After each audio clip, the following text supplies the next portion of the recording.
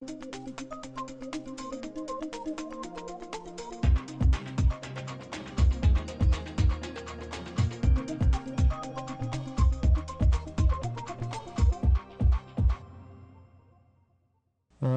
pessoal, boa tarde. Hoje a gente está tentando trazer para vocês um pouco da experiência de desenvolver um software de gestão usando o PostGRI. Nós viemos de tecnologias também, de tecnologias antigas, né, os antigos tipos de dados que se chamavam os arquivos ISAN, né? Então, o que nos levou a ir para a PostGRI, né, em relação até a outros bancos, né? E como nós aplicamos o PostGRI em ERP, que hoje, geralmente, o ERP é um software que exige escalabilidade, flexibilidade, precisa ter performance e precisa, hoje, com a integração que se faz necessária, até porque o governo federal, a Receita Federal, estipulou agora o SPED, né, e a nota fiscal eletrônica. Então, a integração ela é obrigatória e agora é obrigatória, e faz parte agora da nossa realidade. Então, só que com o crescimento disso, a gente não pode perder a performance no banco, né? Que geralmente é o que mais pesa em banco de dados, né? Performance. Então, nós vamos falar um pouquinho aqui sobre isso, né?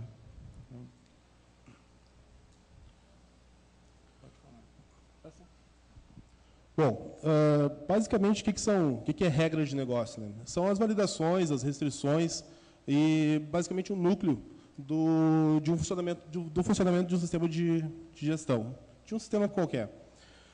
Por que a gente optou por fazer a regra de negócio dentro do banco? Geralmente, a gente vê que a maioria das outras empresas, das escolhas que foram feitas em outros sistemas parecidos com o nosso, ou a regra de negócio é feita em um framework intermediário ou na linguagem de programação. E o banco acaba sendo um repositório. Nós, por experiência, e até em implantação de outros sistemas, quando resolvemos desenvolver o nosso, pegamos e fomos direto para o banco. Pela segurança, desempenho, integridade, escalabilidade e tudo as outras características que a gente já conhecia do Postgre.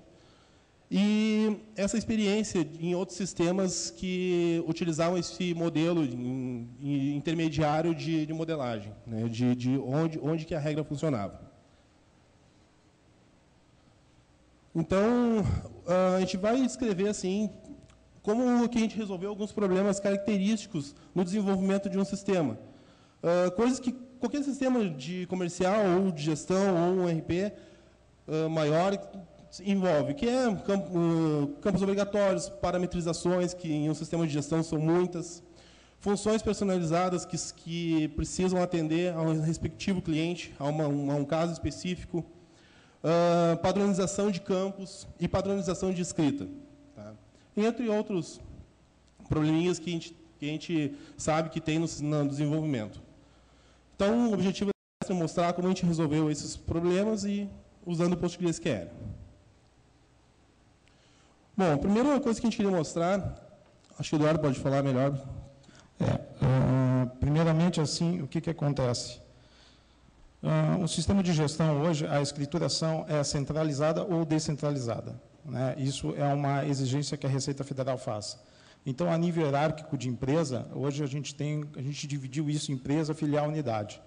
A gente trabalhou também com holding, mas holding na nossa experiência foi um desgaste desnecessário que teve para obter pouca informação, que geralmente se junta meia dúzia de tabelas depois só para obter algumas informações.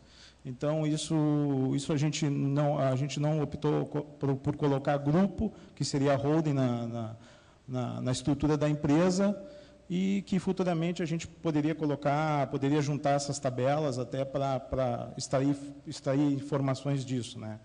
Então, enfim, hoje a nossa estrutura é empresa, filial e unidade. A unidade seria a unidade de negócio. Só volta ali, quero ver o que tinha mais ali. Então, aqui existem várias maneiras de controle. Então, isso, geralmente, o que a gente faz hoje, né? A gente não optou por separar isso por esquemas, nem optou por separar isso por tabelas. a gente simplesmente criou na mesma tabela com os códigos separados. E a gente vai mostrar também um pouco aqui como é que a gente trabalhou em relação às UCAs, que também é uma coisa, são códigos complexos dentro do banco, né? O relacionamentos e modelagem é uma das partes mais importantes do banco, né? O PostgRI, ele realmente é sensacional, ele roda bem, ele não trava, ele não tranca, só que modelagem de dados é uma coisa muito decisiva para o funcionamento de um banco.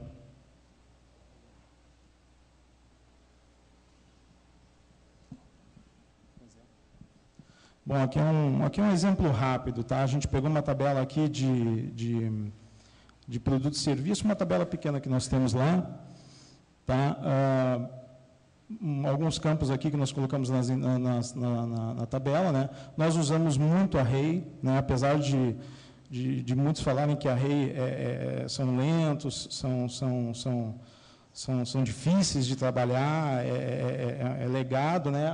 O banco PostgRI trabalha sem problema com array, é rápido, é funcional. Nós vamos mostrar algumas PLs aqui usando array e simplesmente traz uma performance e traz uma usabilidade para nós, desenvolvedor, acima do esperado.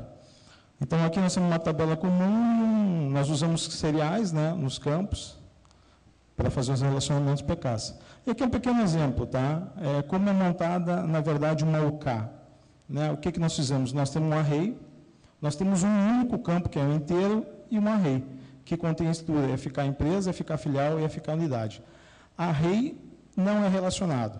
O que a gente teve que fazer? Separar esses campos para fazer o relacionamento para garantir a integralidade. Então, aqui tem um exemplo rápido, vocês podem ler aí como funciona mais ou menos, né, como funciona a estrutura, né, de empresa, filial e regra de negócio dentro do array. Né, nós temos uma constraint, né, que é uma UK, que é uma UK, né, que simplesmente o que ele faz? Ele guarda essa UK mais o código, para não existir repetição.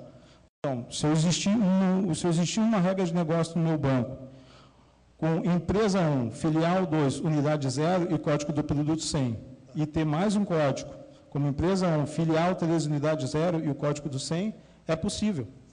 O banco vai deixar cadastrar, ou seja, eu tenho 2 códigos 100 em filiais separadas, porque eu defini que a regra do negócio é por tabela, é no banco. Algumas tabelas a gente sabe que é separado por filial e unidade, né? Como nota fiscal de saída, documentos de entrada, enfim, esses documentos que a gente sabe que é separado, né? Então, aqui tem mais uma... Então, o que são esses campos da UK separados, um a um, para manter o relacionamento, né? FK empresa, FK filial e FK unidade. Unidade seria unidade de negócio, é como se uma indústria, no mesmo CNPJ, tivesse duas formações de produtos diferentes, 2 linhas de produtos diferentes. Ela trabalha com aço e trabalha com plástico. Né? Então, ela pode definir isso em estruturas diferentes, né? Seria a regra de negócio diferente, a regra de trabalho diferente da empresa. Pode passar aí. Relacionamentos. Nós usamos somente um APK para cada tabela e o relacionamento de pai para filho, a gente simplesmente cria o relacionamento, elas não fazem parte da nossa APK. Por que isso? Nós trabalhamos já com outros RPs no mercado, com outros bancos também no mercado, e geralmente os analistas de sistemas colocavam as PKs colocavam as FKs como relacionamentos de PKs. Isso despende de um tempo enorme no banco, né, para a escrita e para até mesmo para o desenvolvedor conseguir entender melhor como as tabelas funcionam, e isso demora, né? Então, a gente simplesmente usa uma APK e quando tem que fazer algum relacionamento, nós vamos mostrar uma tabela aqui depois, a gente simplesmente relaciona PK com PK. PK com FK, na verdade, né? Então, a escrita é rápida e funcional.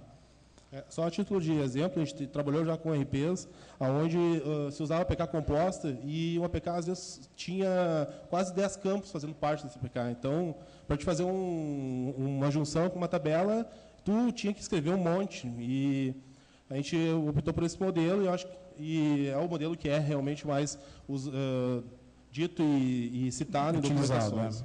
o que também beneficia também a parte do BI, né? BI é a extração de dados, então geralmente é um APK por campo. Bom, aqui a gente vai fazer um exemplo de como é que a gente resolveu a parte de campos obrigatórios de um sistema. Bom, uma tabela de exemplo, por exemplo, uma tabela de nota fiscal de entrada. Alguns campos, o próprio desenvolvedor sabe que são obrigatórios. Mas muitas vezes o cliente precisa, não, eu preciso que tu me deixe um campo específico lá, que eu preciso que o usuário cadastre esse campo, não pode passar em branco. Bom, a maioria dos RPs e dos outros sistemas, a maneira clássica de se resolver isso, o pessoal faz diretamente na linguagem, então tu vai ter que fazer uma validação, ou tu criar um outro tipo de validação na programação. Nós optamos por fazer duas tabelas que controlam essa obrigatoriedade dos campos. Então, aqui eu vou ter um exemplo. Então, eu tenho uma tabela mandatória, onde eu armazeno a tabela que eu estou usando, o campo e a mensagem que vai retornar para o usuário. E depois eu tenho uma outra tabela chamada mandatório controle, que é relacionada, onde eu tenho qual é a tela que está sendo usada no sistema e qual é o controle dessa tela que é relacionado com esse campo. Por que a gente levou também as restrições de campo para o banco, em vez de ficar, às vezes, até na linguagem que desenvolvemos, ou, sei lá, Java, Clarion, Indev, ou sei lá, qualquer outra linguagem, justamente para não ficar preso numa linguagem, né? Então, a gente trabalhou com uma linguagem alguns anos atrás e simplesmente o desenvolvedor cessou ela, né? A gente trabalhava com ADO, com template, e o desenvolvedor disse, olha, nós não vamos dar continuidade mais nesse produto. E nós investimos 3 anos praticamente desenvolvendo em cima da ferramenta dessa proprietária e simplesmente acabou assim da noite para o dia e a gente ficou na mão, né? Ou seja, a gente teve que reescrever todo o ERP de novo, né, numa outra linguagem. Aí que foi a ideia de levar toda a regra de negócio, mas toda mesmo para o banco, né? Toda, inclusive cálculos tributários, fiscais, controle de campos mandatórios, usar e abusar de PLs, né? Essa é a nossa regra. Hoje, se nós precisar fazer uma migração, simplesmente nós vamos desenhar as telas. Claro, nós desenvolvemos algumas classes para conexão e buscar isso no banco, mas a escrita nas linguagens é irrisória, tudo é no banco, cálculos tributários, fiscais, consistências de PKs, UKs, de campos mandatórios, de controle, tudo é feito no banco, sem perder performance. Deixa o banco controlar isso. A gente viu que PL é muito poderoso. E até quando a gente começou PL, a gente estava olhando a palestra do Melo, realmente, quando a gente começou, a gente trabalha há 10 anos, e a gente começou a aplicar PL há uns 3, 4 anos atrás, a gente começou a ver que realmente PL é o caminho. E PL mantém toda a integridade do banco, deixa o banco trabalhar, deixa o banco fazer a parte dele, e ele faz com rapidez, velocidade, e a manutenção disso para nós é irrisória, é muito pequena, né? Então, a gente, só falando um pouco sobre regra de negócio. Bom, eu vou mostrar um exemplo de como que funciona essa tabela ali, tá? Esse controle que a gente fez de campos obrigatórios. Deixa eu fazer um exemplo diretamente na tabela, isso não é muito aconselhável, né? Então, a gente vai fazer um exemplo diretamente aqui no banco, isso não é muito aconselhável, geralmente acaba acontecendo imprevistos, mas vamos lá.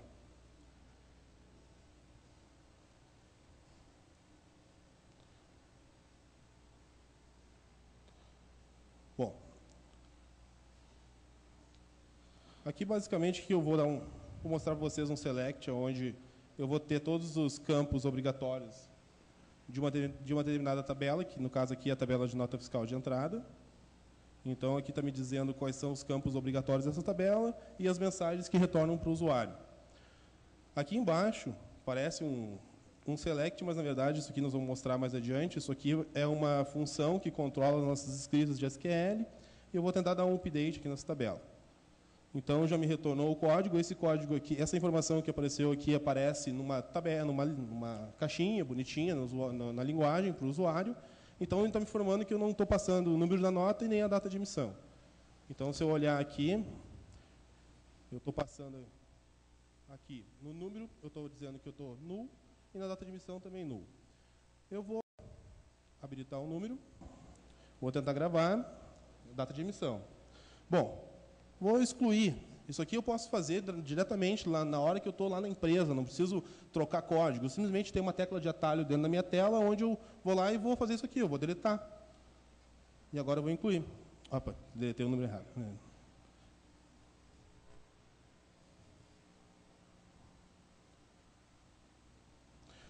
Esse código aqui, ele tem esse delay aqui. Tá? Depois eu vou mostrar o porquê. Está até demais. Porque não é simplesmente um update que aconteceu aqui. Na verdade, isso aqui houve chamadas de PLs internas e várias validações que foram feitas aqui.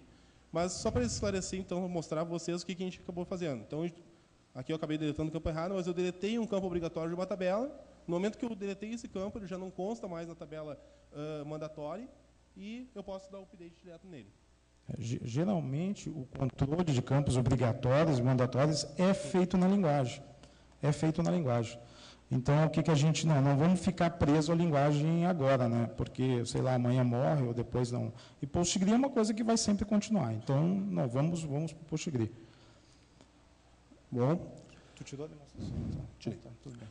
Escrita de comando, escrita de SQL, DML. Então, no desenvolvimento, uma das coisas mais importantes é a escrita do SQL, do select, do insert, do update, do delete. Existem ferramentas que fazem isso, que fazem esse trabalho para ti. E deixar isso aberto para o desenvolvedor, às vezes cada um acaba tendo uma maneira de escrever, uma maneira de fazer a sua escrita, um cast, por exemplo. Alguns gostam de usar dois pontos, varchar, usar diretamente a parte... ou então fazer um cast realmente. Então, a gente queria padronizar esse tipo de coisa. E também a gente não queria se preocupar com esse tipo de coisa. Porque um sistema de gestão ele tem várias tabelas que precisam de controles. Mas também tem N tabelas simples, tabelas de cadastro, por exemplo, grupo de cliente, tipo de cobrança, cadastro simples, que tu ia ter que escrever, de repente, um comando SQL para controlar a manutenção dessas tabelas. É um trabalho, na verdade, que a gente achou que era desnecessário, né? Sempre está escrevendo insert, delete, update. A gente sabe o que a gente precisa, então a gente criou uma PL única, né? Que a gente passa alguns comandos, né, para ela. Ela entende o que ela precisa receber, né? E monta esse comando DML e executa diretamente no banco, fazendo, claro, N consistências que vocês vão ver agora. Mas o núcleo do RP, basicamente, seria nessas 4 PLs aqui. A gente realmente usa e abusa de PLs, porque a gente viu que é o caminho e não temos problema nenhum hoje, né? Então, aqui, o que nós temos aqui? Nós criamos uma PL chamada PL manutenção, que é uma PL única, ou seja, toda a classe na linguagem, ela chama essa PL aqui. O que a classe faz, na verdade? O desenvolvedor vai na linguagem, coloca o campo na tela, não cria consistência nenhuma e simplesmente chama as classes de conexão. O banco, a linguagem de conexão, vai chamar essa PL aqui, vai passar a tabela e vai passar os conteúdos também. Mas, geralmente, o que acontece? Uma tabela tem, às vezes, 5, 10, 20, 50, 100 campos. Como passar isso para uma função? Se uma função, geralmente, os parâmetros da função são estáticos. Ou seja, se eu disse que tem 5 parâmetros, são 5 parâmetros. Se tem 10 parâmetros, são 10 parâmetros. Como fazer isso? Como melhorar isso? Como aproveitar isso? Foi usando arrays. No PostgreSQL, a gente consegue usar arrays em campos de parâmetro. E funciona. Nós não temos, hoje acho que a nossa maior tabela deve ter uns 300 campos. Nós não passamos disso, mas hoje a gente passa campo e conteúdo, né? Na verdade, a gente usa esse array para fazer isso. Independente se a tabela tem 5 ou 10 ou 50 itens, ele trabalha, nós vamos dar um exemplo aqui mais tarde. e simplesmente resolver o nosso problema, né? Eu não sei se outra linguagem tem isso, né? O outro banco de dados tem essa possibilidade de usar a array como parâmetro, mas realmente o uso, podem usar, é sensacional e funciona. Aqui nossa segunda função é a monta-query. Então, depois nós vamos mostrar direitinho como está rodando cada uma. A monta-query, o que ela faz? Ela recebe a tabela, recebe o campo com conteúdo e simplesmente manda para o banco escrever essa instrução. Aí nós executamos, nós temos dentro do DPL, hoje nós conseguimos executar comandos que a própria PL escreveu. Então, o que a gente faz hoje? A gente simplesmente tem instruções que escreve lá um insert, um update, um delete, e mandamos executar por fora. O próprio banco executa, com for in execute. Funciona, não dá problema nenhum, é rápido, né? Não existe problema nenhum em relação a isso. Verifica mandatório, é esse próximo processo que ele verifica se existe algum campo obrigatório, não, se existe campo obrigatório, vai voltar para o usuário vai verificar, vai preencher os campos mandatórios. Hoje, geralmente, o que a gente vê? Nos softwares RPs, se aquele campo é obrigatório, ele não deixa nem passar. Né? Não, a gente deixa passar, a gente deixa fazer, e na confirmação, onde ele chama a PL realmente de movimentação, de manutenção, ele aplica isso e traz isso para o usuário. A digitação do usuário tem que ser rápida, né? Hoje, geralmente, o usuário reclama demais disso, né? Então tem que ser com alguma coisa bem rápida.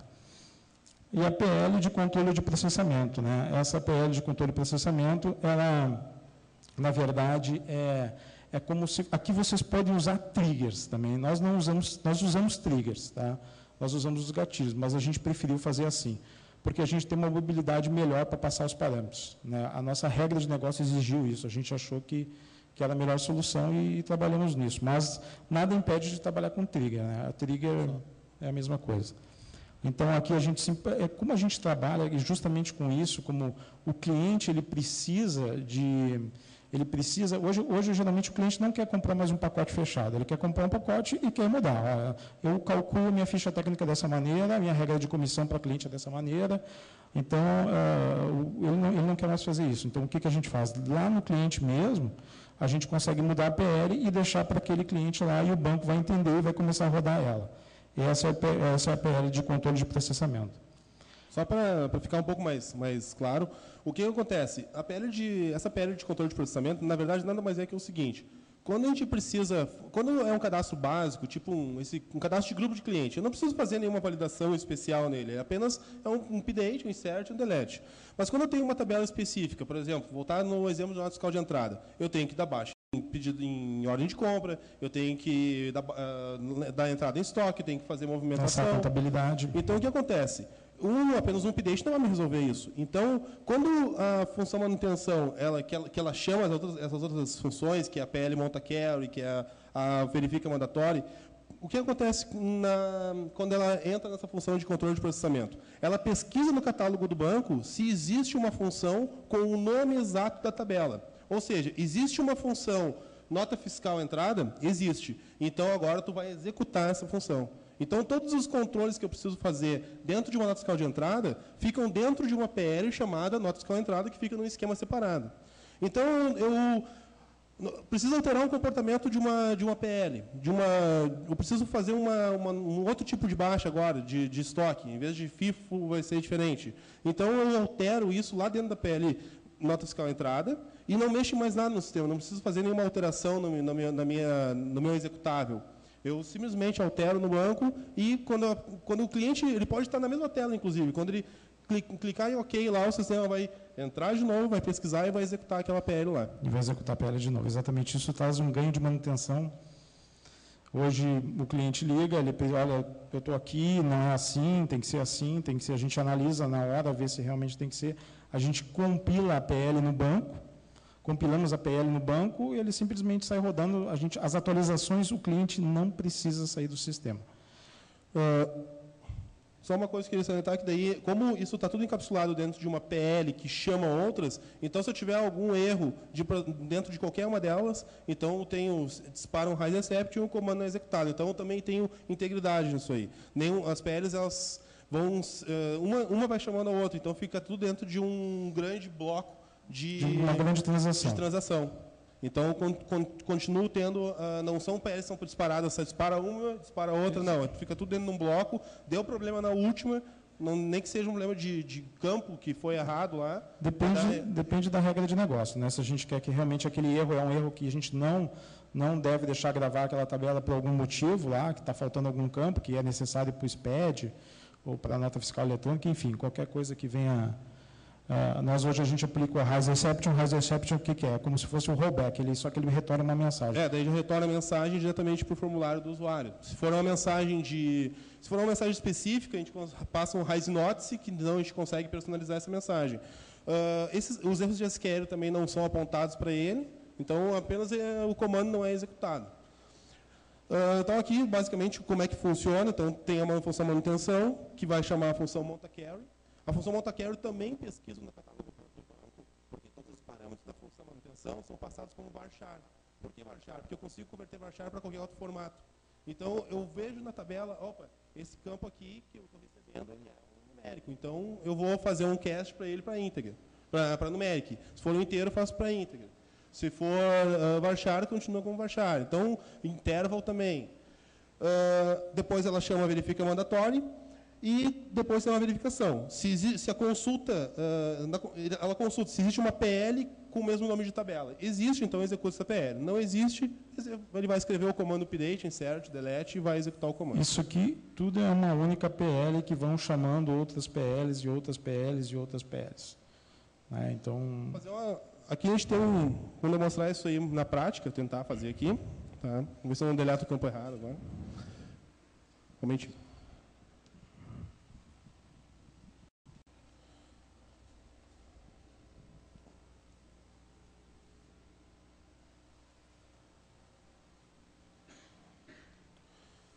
Então, aqui eu vou chamar... esse select aqui, na verdade, ele está buscando lá... Vai buscar algumas mensagens para mim, alguns campos que eu vou retornar para o usuário.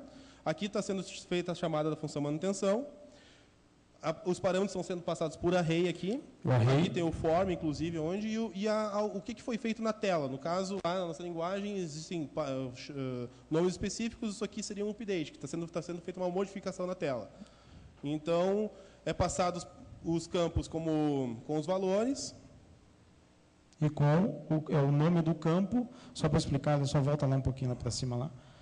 Então, quando eu declarei a PL, eu simplesmente disse que a PL ela ia trabalhar com array. Eu não declarei ela com uma quantidade de arrays que ela ia trabalhar. Eu disse simplesmente, vai trabalhar com array. Então, o que a gente faz? Claro que dentro da PL, a gente vai abrir a PL e vou mostrar para você.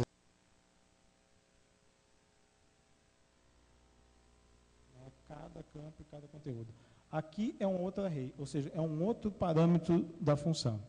E aqui é onde a gente passa o nome do campo e o conteúdo. Todo a varchar. Eu não tinha como declarar um array como a primeira posição sendo inteira, a segunda posição sendo varchar, a terceira posição sendo data. Então, a gente viu que não tinha como fazer, a gente optou por... A gente consegue buscar nome de tabelas, nome de campo, tipos de campo, a gente conseguiu resolver praticamente o nosso problema, solucionar esse problema colocando o tipo de campo para cada campo que ele está recebendo. Isso aqui sem perda de performance nenhuma. É como se eu fizesse um update no meu banco normal. Isso aqui automatiza toda a minha escrita. Hoje o desenvolvedor ele não faz isso. Ele não precisa vir escrever um comando insert, update, delete, numas tabelas normais e comuns do sistema. O sistema praticamente, com a PL manutenção, constrói isso para ele. Aqui eu tenho... Aqui, na verdade, aqui em cima, sobe um pouquinho aí. Não, só um detalhe aqui. Quando eu executei aquela função, ali embaixo ali tem quantos milissegundos ela levou. Então, ali tem 3.736 milissegundos. Na verdade, o comando update, tá, ele traduziu, o que ele escreveu no banco foi isso aqui. Tá? Basicamente, o update ele é na hora. Tá? Só que o que acontece? A função manutenção, ela não faz só um update, ela faz... Então, aqui tem um exemplo dessa função de nota fiscal de entrada. Então, aqui ela começa a entrar fazendo um monte de coisa. Ela chama outras funções, ela verifica várias outras, verifica cálculos, verifica a parte de contabilização. Então, o que acontece? Não é simplesmente um update. Então, deixa eu ver se eu acho um aqui. Então, aqui, por exemplo, eu tenho um perform, onde está chamando uma função que verifica a atualização de campos, por exemplo. Mais adiante, eu vou ter um outro perform que vai verificar a baixa de ordens de compra. Então, ela faz N coisas, essa função. E é por isso que ele leva aquele tempo. Então, não é o tempo simplesmente de um update, é um tempo de toda uma verificação que ocorre. Na verdade, claro, a gente está executando num notebook, né? Não é um servidor. O tempo acaba ficando bem mais rápido do que aquilo lá, mas é bem usual. A gente não tem grandes problemas de performance fazendo isso aí. A tunagem de banco, a configuração do banco é muito importante. É muito importante. Antes de quando nós começamos a construir PLs e justamente para o banco, a gente sempre pensou em performance. Então, realmente, fazer o tuning do PostgRE é muito importante. Deixar isso bem claro que não adianta simplesmente instalar o PostgRE e achar que ele vai resolver todos os seus problemas. Ele não faz isso. Então, tem que configurar, deixar isso bem configurado, bem tunado e bem montado, né? E plataforma Linux. Banco de dados PostgRE com plataforma Linux. E nós usamos o PostgRE compilado, né? Sim. PostgRE compilado. Mas a gente vai falar outras características que tem no projeto. Aqui eu queria passar falando ainda da função manutenção, funções personalizadas. Ok, o processo do sistema para um controle de nota fiscal de entrada é um. Só que daqui a pouco eu tenho um cliente específico que eu não quero, eu vou ter que mudar para ele uma maneira de fazer um determinado cálculo. Então, o que acontece? Em vez de eu alterar a minha função de nota fiscal de entrada, que seria padrão do sistema, lá por dentro do sistema, executando ele, eu consigo fazer uma cópia dessa função e passar como parâmetro essa função, para ele desconsiderar a função do meu banco e começar a considerar a função personalizada desse cliente. Então, o meu processo de nota fiscal de entrada, ele ia buscar no catálogo no PL igual ao nome da tabela, ok, encontrou. Mas aí tem um parâmetro lá que diz, não é essa aí, é essa outra. Então, ele executa uma função personalizada para aquele cliente. Isso dentro, toda a função, essa PL manutenção que faz essas pesquisas. Então, aqui tem alguns exemplos de onde que é usado isso, formação de preço de venda, cálculo de custos, comissionamento de vendedores. Então, aqui tem um exemplo de como que ela interage, mesmo processo inicial, com função manutenção inicia, verifica monta carry, verifica mandatory. Existe uma tabela com o mesmo nome da consulta? Existe uma PL com o mesmo nome da tabela? Existe. Existe uma PL cadastrada, uma PL no esquema custom, que é um parâmetro que a gente tem lá? Existe. Então, então tu não vai executar a PL nota fiscal entrada, tu vai executar para esse cliente aqui. E isso eu posso fazer no momento que eu estou executando o RP lá. Não preciso vir na empresa e alterar o meu código-fonte. Eu simplesmente posso pegar uma cópia dessa PL e cadastrar no editor de texto lá e compilar no banco, ele vai ficar pronto lá. Então, eu acabei de fazer uma modificação no meu cliente, sem mexer no meu código-fonte, e vai ficar personalizado para ele. Próxima vez que tiver uma atualização do sistema, precisa atualizar o RP. Atualizações de RP são complicadíssimas, dependendo do pacote que é usado. Ele não vai perder essa personalização. Porque o sistema vai encontrar novamente a nossa entrada, mas vai ver que tem um parâmetro lá cadastrado e vai usar a função dele ainda. Por trás disso tem todo um controle de versão, né? A gente, na verdade, só está mostrando o negócio. Mas tem todo um controle de versão, qual versão o cliente está usando, qual PL ele está usando, se ele tem uma PL própria dele mesmo, né? Ou não. Né? Então, isso ele já faz nessa consistência. Isso tudo dentro da função de manutenção. Né, tudo disparado de PL, a gente não executa nada dentro da linguagem. Pode passar.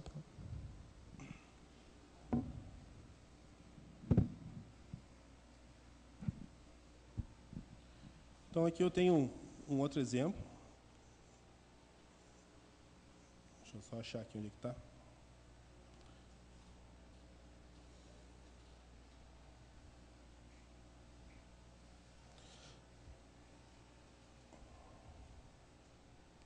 Então, aqui eu tenho um exemplo, vou chamar uma função de comissionamento. Tá?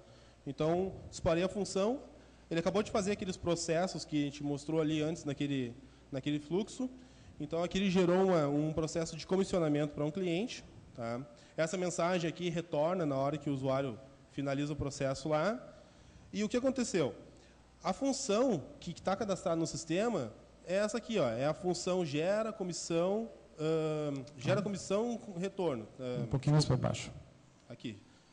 A função do sistema padrão é essa aqui, gera comissão, gera comissão. Só que aqui dentro, ela pesquisa se existe um parâmetro para esse cliente personalizado. Então, aqui eu tenho uma função busca parâmetro que verifica. Esse cliente tem uma forma de comissionamento diferente da padrão? Tem. Então, ok. Então, tu vai executar, em vez de executar a função normal, tu vai executar essa função aqui, ó, aí, que é de um cliente específico. Então, exato, essa função vai ser a função que ele executou lá. Só sobe lá um pouco. Então, aqui é uma função grande, não vou, só para mostrar aqui o que aconteceu. Então, na verdade, ele executou essa PL aqui, em vez da PL padrão de comissionamento do sistema. Só sobe isso, só bota na primeira PL lá. Nessa PL aqui, um pouco mais, na regra de comissão, vai baixando ali para mim, né? Só para mostrar para vocês como é que ele executa. Tá? Aqui, ó. Então, ele recebe o nome da função, né, por uma outra função. Eu digo qual é o nome da função que eu tenho que executar. Se o parâmetro não está definido, ele vai me retornar um erro. E se não me retornar um erro, eu vou executar a função com inExecute, executando o nome da função. Isso aqui, esse comando da minha PL faz com que eu execute qualquer comando do banco. Posso montar um comando em tempo real e mandar e simplesmente deixar ele que ele dispare esse processo. Então, esse inExecute processa isso e me retorna. Me retornou essa aqui, ó. Me retornou essa função aqui. Me retornou aqui. Isso aqui são controles nossos, né? Então, ele retornou aqui o tipo de retorno e a mensagem para o usuário.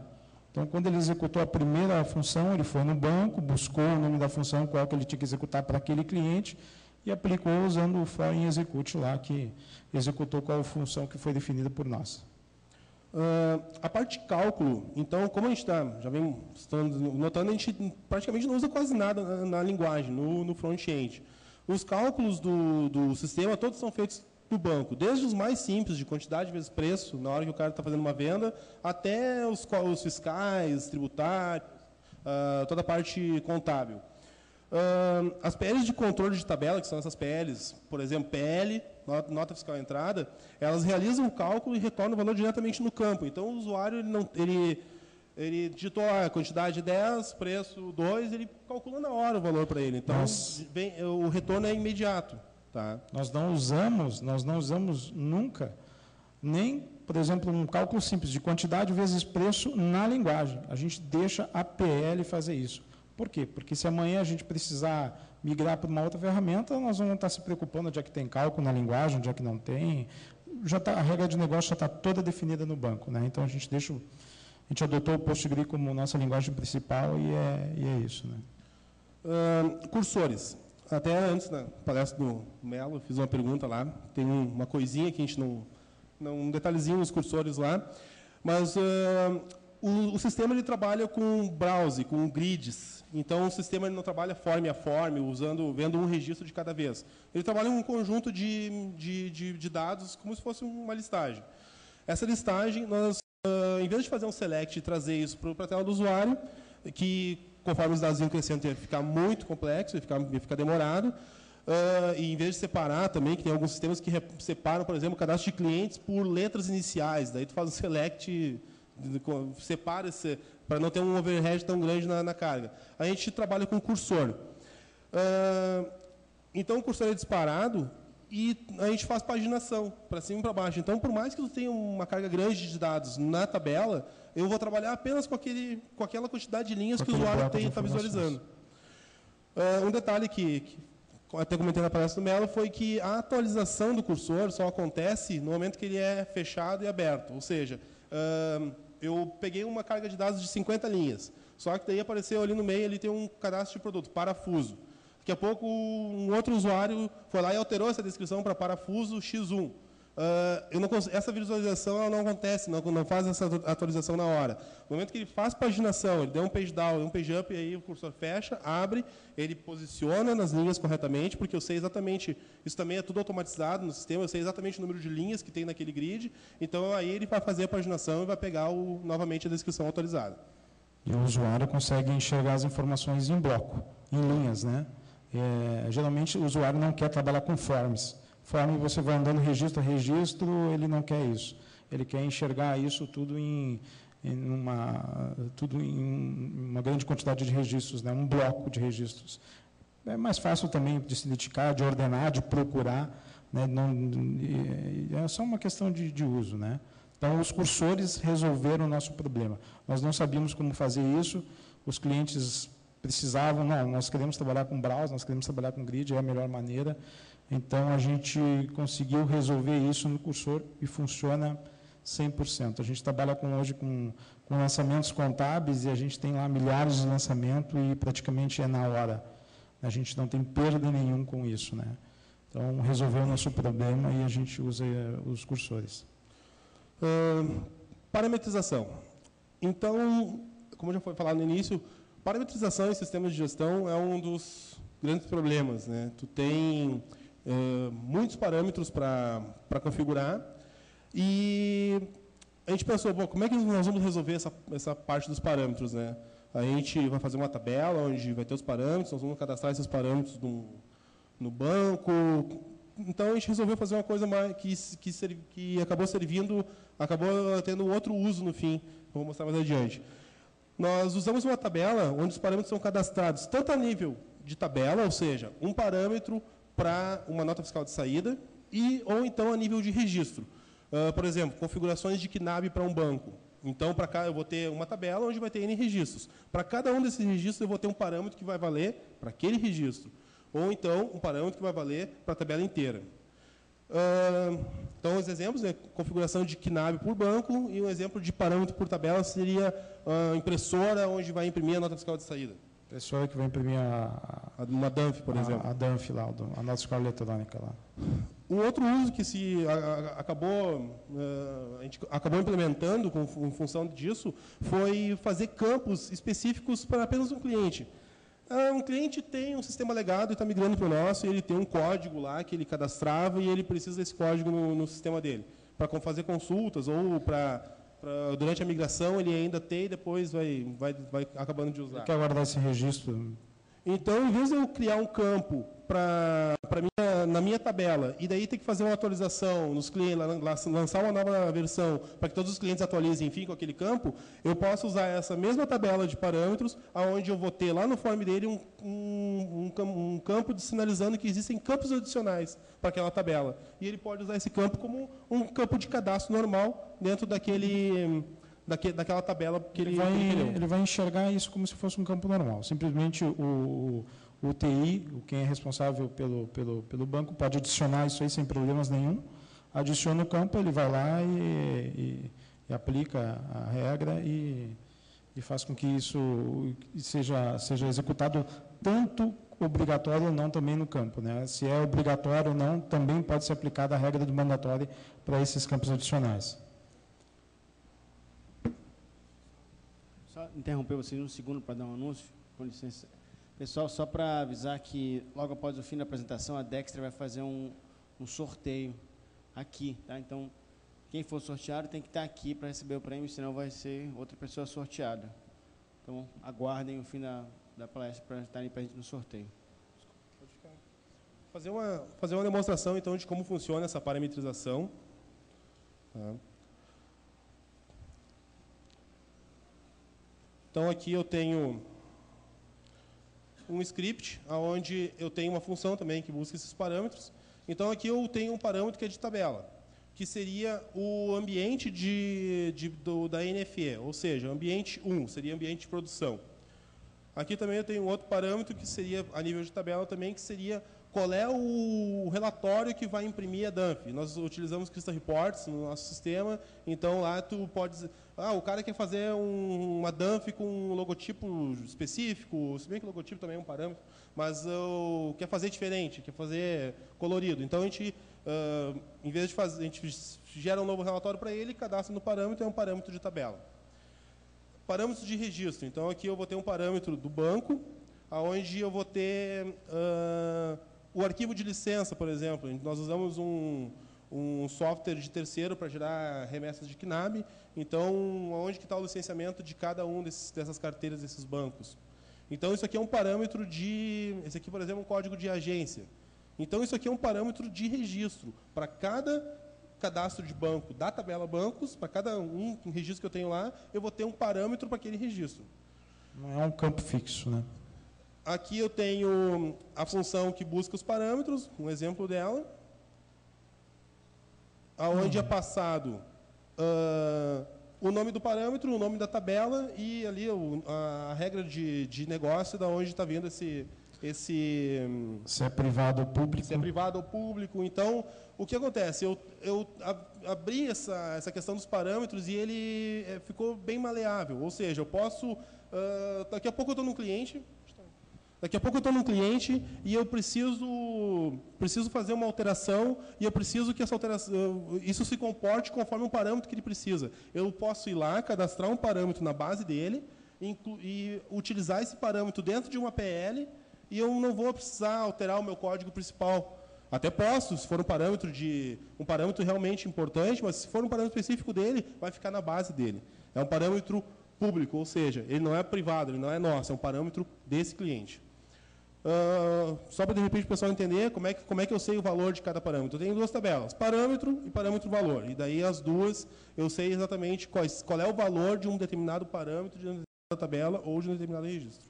Então, ficou bem maleável para nós. E ficou tudo dentro do banco. E ficou, novamente, tudo dentro do banco.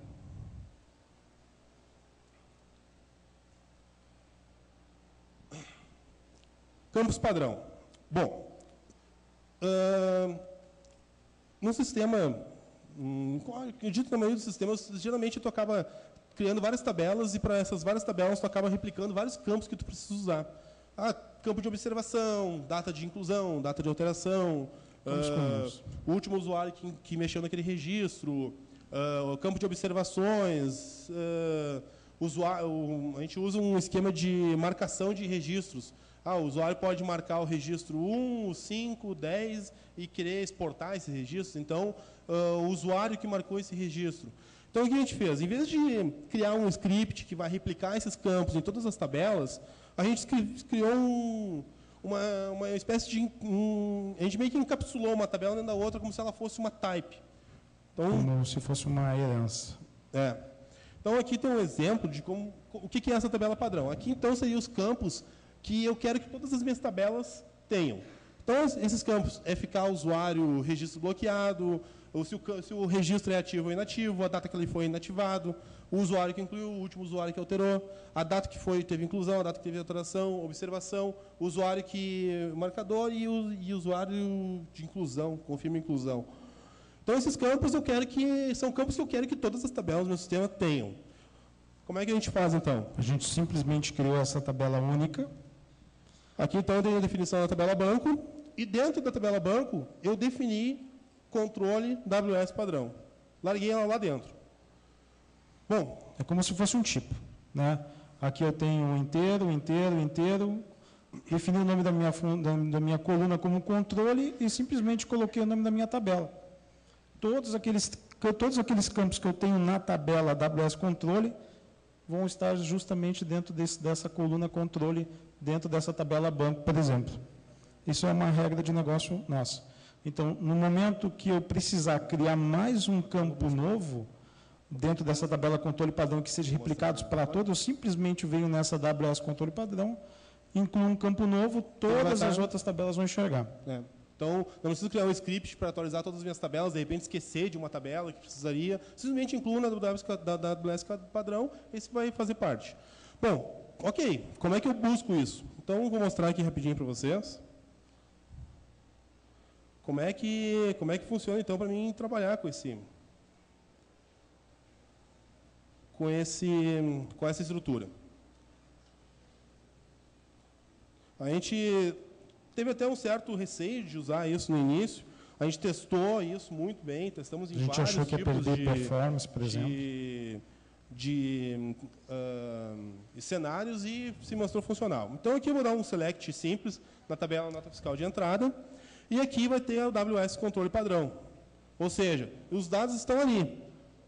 Então, é como se tivesse uma tabela dentro da outra, mas é por registro. Então, os dados estão ali. Como é que eu faço para pegar esses dados? Bom, é bem simples.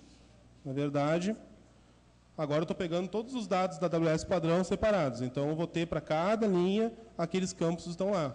Então, observação, FK usuário, data de inclusão, todos eles estão ali.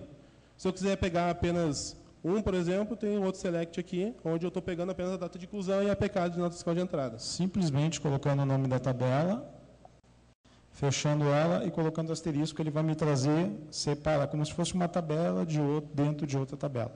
E ele me traz isso separado. Então, se eu for agora no meu banco e adicionar um campo novo nessa AWS controle padrão, todas as 500 tabelas do meu RP vão ter aquele campo lá e eu já vou poder usar, o desenvolvedor já vai poder usar. Então, isso é uma coisa bem prática de se usar. Como foi dito, né, a principal vantagem desse tipo de implementação é que qualquer campo que eu incluir na tabela AWS controle padrão vai ficar disponível para todas as tabelas que já tenham ela em sua definição. Então, já vai estar disponível lá, eu não preciso...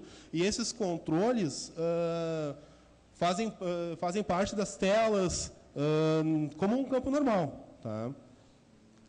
Consigo usar ele em qualquer lugar do sistema, como se fosse um campo normal. Simplesmente eu tenho que encapsular ele, colocar um parênteses lá e dizer o nome da tabela e o nome do campo que eu quero resgatar.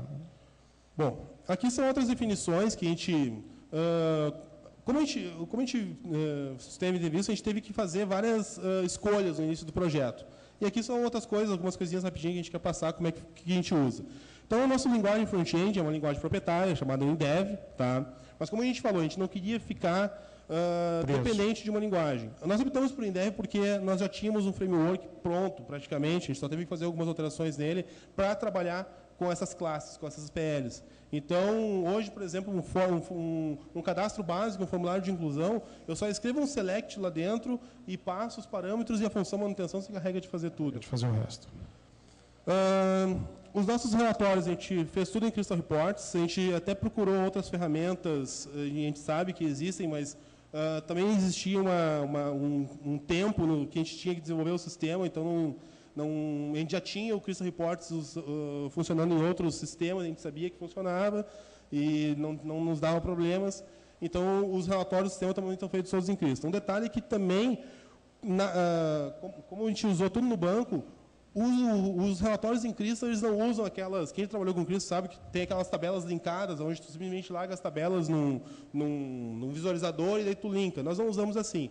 Nós passamos ou uma função passada por parâmetro, ou então nós escrevemos o select dentro do Crystal usando aquele command.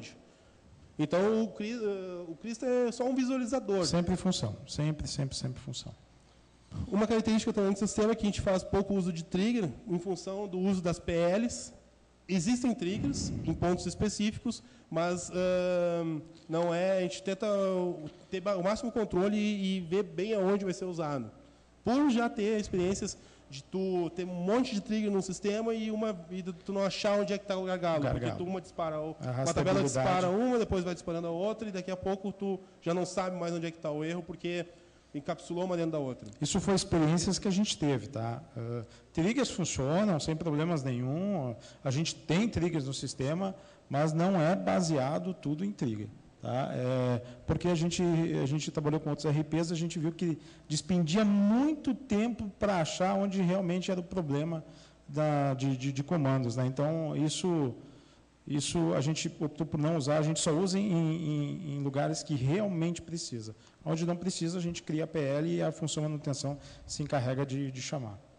Uma característica também foi a velocidade do desenvolvimento. Então, hoje, a gente se preocupa com o negócio, ou seja, com realmente colocar coisas novas no sistema, colocar novos controles, resolver a parte operacional, administrativa do sistema, dos nossos clientes. A gente tentou, durante muito tempo, a gente fazia sistemas para automatizar o processo dos clientes. Quando a gente resolveu fazer esse novo sistema, a gente resolveu automatizar também o nosso trabalho. Então, essas funções, essas PLs que a gente construiu, foi tudo para facilitar a nossa escrita, para facilitar, para a gente ter velocidade de desenvolvimento e não precisar estar se preocupando em popular campo em tela, em fazer isso ou fazer aquilo, e realmente deixar isso o mais automatizado possível para que a gente pudesse se preocupar realmente em processos de produção, em processos administrativos, contábeis, fiscais, os processos do SPED, que agora a gente conseguiu deixar o sistema todo preparado para ele.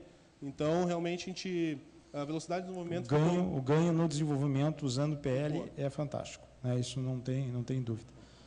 A facilidade de manutenção também. Né? É exatamente isso que a gente tinha falado, a gente consegue rodar, hoje atualizar um sistema com todo mundo rodando, né? Tem 30, 50, 100 usuários, a gente simplesmente coloca a PL, manda rodar e simplesmente o banco se encarrega de fazer esse controle.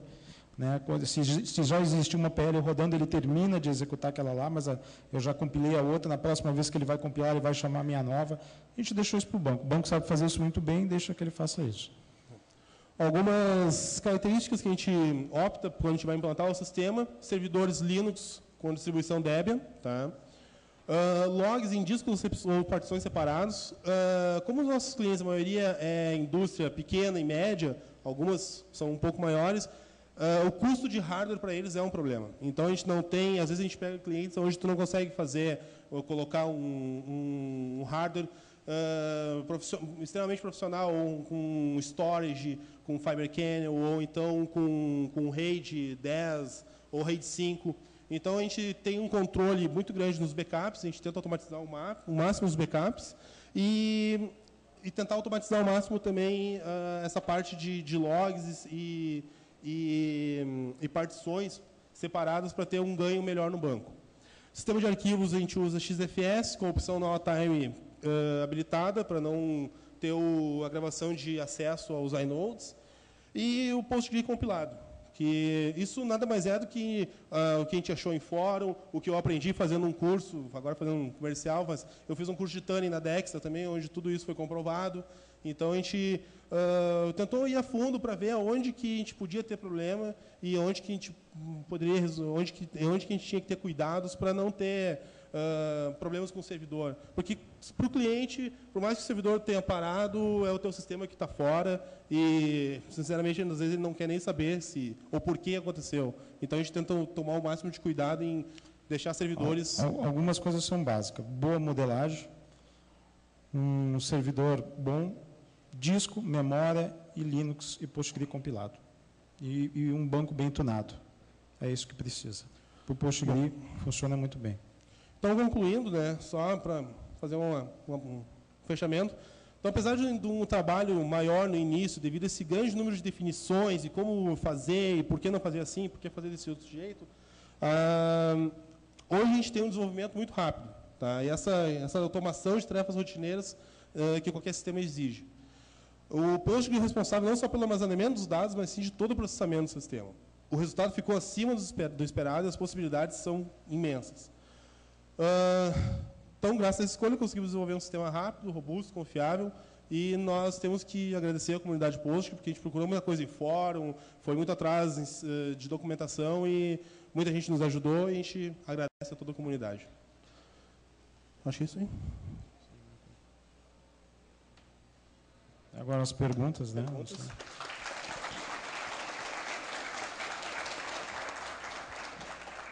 Pessoal, vamos... Perguntas aqui para o Eduardo e para o Fabiano. Alguém? Para a gente... Não sei se eu preciso levar o microfone. Dá para escutar.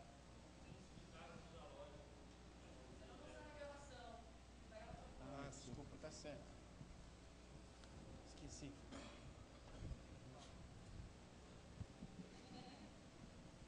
Oi. Vocês explicaram toda a lógica do sistema de vocês, que vocês colocaram para dentro do banco, através de PLs, né? E eu queria saber como que está a integridade dos sistemas de vocês a sistemas de força de vendas, de distribuidoras e atacados, entendeu? Era isso que eu queria saber, como que vocês fazem essa integridade, essa parametrização dos sistemas de vocês. O nosso negócio mesmo é sistema de gestão para a indústria, né? Tu está se referindo à frente de caixa? A distribuidor de alimento... Não, isso é independente disso. A gente até estava trabalhando a gente tem um sistema instalado numa empresa que trabalha com atacado e varejo de alimentos, e a parametrização disso Não, e em relação ao sistema de força de vendas que os vendedores daquela distribuidora usam, como que fica a integração? Tu está dizendo a parte de palm? Isso, essas coisas. Integração, a gente hoje, a nossa linguagem é que nós não temos, o PostgRE não roda no Palm, né? Então, ele geralmente o fornecedor, o cliente compra uma linguagem, ou o cliente compra alguma solução pronta, e a gente integra isso usando... As PLs do mesmo jeito. Usando PL ou exportação e importação de dados.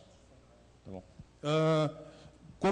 Como sistema, por exemplo, se tu pegar hoje o sistema e tentar fazer um update diretamente na tabela, ok, de repente ele vai aceitar. Mas o que a gente faz?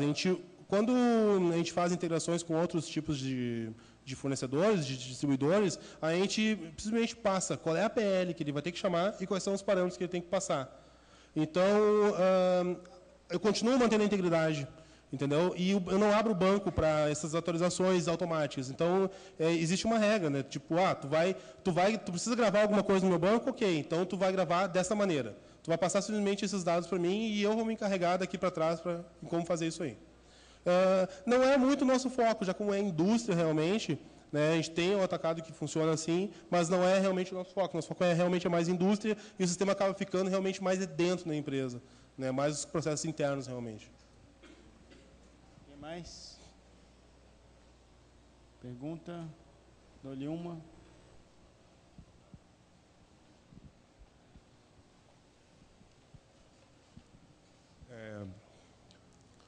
É na aplicação ou na própria lá na manutenção que ele faz a associação dos campos e dos valores?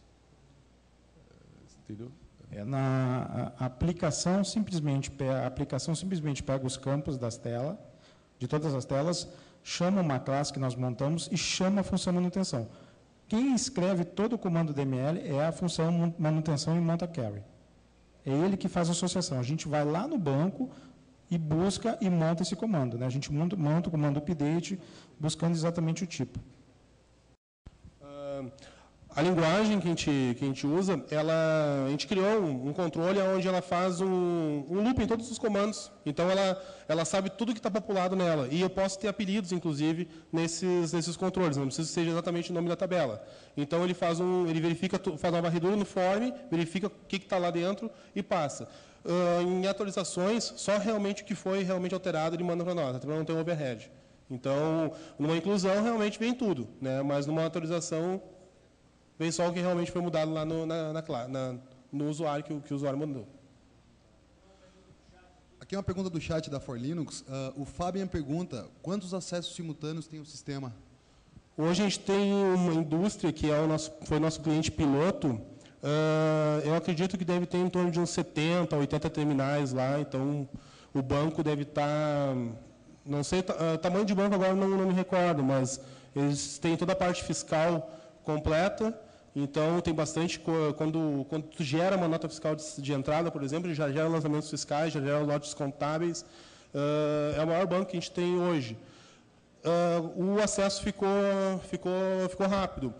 O que a gente notou é que esse servidor trabalha só com um disco, um servidor Dell que já existia na empresa, ele só tem um disco SAS de 10K, e a gente notou que ele vem caindo de desempenho. Ainda não está lento, mas ele vem caindo de desempenho. Então, em outros servidores, a gente fez testes com essa mesma base, usando servidores com discos separados, onde o log de transação ficava em outro disco e base em outro, e o acesso ficou bem melhor.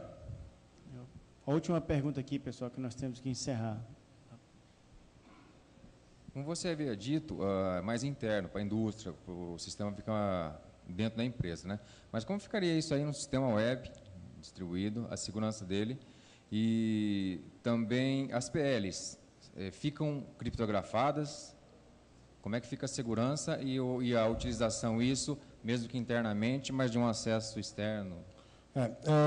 Quando a gente começou a desenvolver o sistema, a gente fez essa pergunta, né, se a gente ia fazer o sistema para web ou se a gente ia usar ainda o Informs. O que a gente constatou é o seguinte, o nosso sistema é um sistema de gestão industrial. E o que acontece? A gente precisa de telas rápidas, de processos rápidos internamente. E o sistema também ele é multithread. Então, para a web, até a gente viu outros sistemas, não era o que a gente queria. Então, hoje, para ter um acesso pela web, realmente não... O que a gente faz hoje é acesso remoto diretamente no servidor. O sistema não foi preparado para trabalhar via web.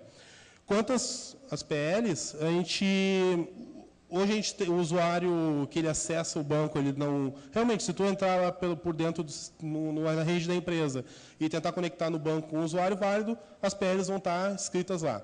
A gente já viu um Contrib, Obfuscate, só que não aplicamos ele. Então, hoje as PLs, realmente, se tu entrar lá, as PLs vão estar abertas lá. O que a gente faz para ter uma segurança, nenhum usuário se conecta como superusuário. Quando o usuário ele tem uma senha no sistema, mas a senha do sistema dele não é a mesma senha de acesso ao banco. O sistema gera uma senha automaticamente para ele, uma senha diferente. Então, se ele cadastrar lá uma senha teste e tentar acessar o banco pelo PGAdmin ou pela outra aplicação com a mesma senha, ele não vai conseguir. E ele também não é um superusuário. Mas respondendo isso aí, justamente como a gente levou tudo para o banco, hoje a gente, por exemplo, se a gente optar por Python, nós podemos utilizar Python. Simplesmente a gente vai desenhar as telas. As chamadas de funções, nós não vamos precisar repensar nada no nosso negócio. Ela vai continuar executando e trabalhando como vem trabalhando ali com o Indev, com qualquer outra ferramenta, né? Isso é independente. Hoje, para nós, é muito mais fácil trocar de linguagem do que de banco. Então, quando a gente percebeu, porque a gente já teve uma experiência de um fornecedor que simplesmente não parou, ele faliu, não existia mais a linguagem, e a gente resolveu, então, fazer tudo no PostGRIP, porque a gente tem uma confiança muito grande nele. A gente sabe que é uma coisa que vai estar aí, não vai acabar de uma hora para outra, e espero que nunca acabe. Cada vez se aperfeiçoe mais, então hoje realmente é mais fácil para nós migrar para uma outra linguagem usando a mesma estrutura do banco do que trocar de banco. Isso aí, pessoal. Queremos agradecer novamente ao Eduardo Fabiano, que um grande testamento do poder das PLs do Postgres, e queria agradecer novamente, com uma salva de palmas para ele.